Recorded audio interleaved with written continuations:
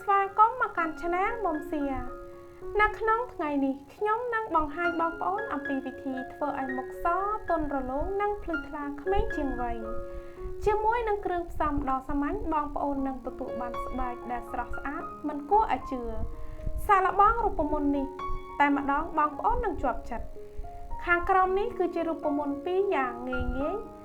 ដែលជួយឲ្យសម្រស់និងតែក្មេងរូបមន្តទី1វិធីធ្វើទឹកសម្អាតមុខឲ្យភ្លឺរលោងជាដំបូងបងប្អូនត្រូវឆុងតែបៃតងឬតែខ្មៅសារធាតុប្រឆាំងអុកស៊ីតកម្មប្រឆាំងភាពចាស់និងប្រឆាំងនឹងការរលាកដែលមាននៅក្នុងតែជួយឲ្យស្បែករបស់បងប្អូនមានសុខភាពល្អនិងភ្លឺថ្លាតែបៃតងនិងតែខ្មៅមានផ្ទុកជាតិកាហ្វេអ៊ីននិងសម្បូរទៅដោយកាតេឈីននិងប៉ូលីហ្វីណុលដែលជាសារធាតុប្រឆាំងអុកស៊ីតកម្មដែលត្រូវបានគេដឹងថាអាចប្រឆាំងនឹងរោគមុននិងភាពចាស់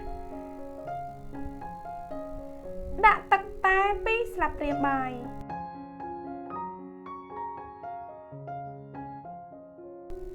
លាយជាមួយនឹងសាច់អំពិលទុំ2ស្លាបព្រាបាយ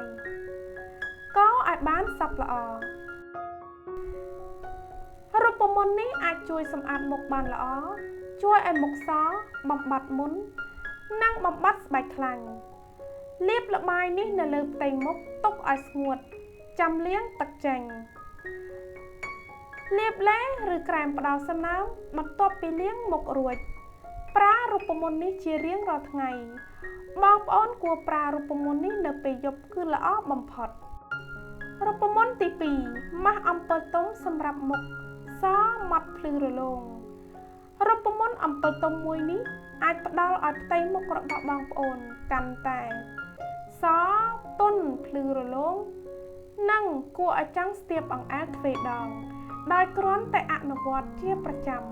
2ដងក្នុងមួយអាទិត្យតែប៉ុណ្ណោះ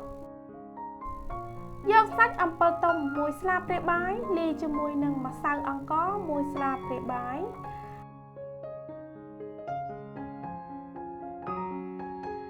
រួចលាយជាមួយនឹងទឹកឃ្មុំ1ស្លាបព្រាបាយបន្ថែមទៀត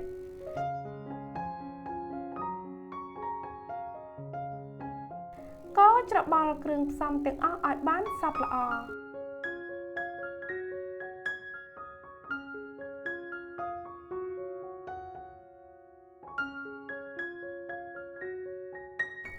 លាងមុខឲ្យបានស្អាត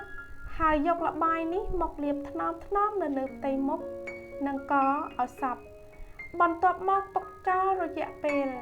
20នាទីលាងជម្រះចេញជាមួយទឹកក្តៅអ៊ុនៗបណ្ដាលធ្វើការម៉ាស្សាថ្នមៗបណ្ដាលដើម្បីឲ្យវាជ្រាបចូលស្បែកបានល្អ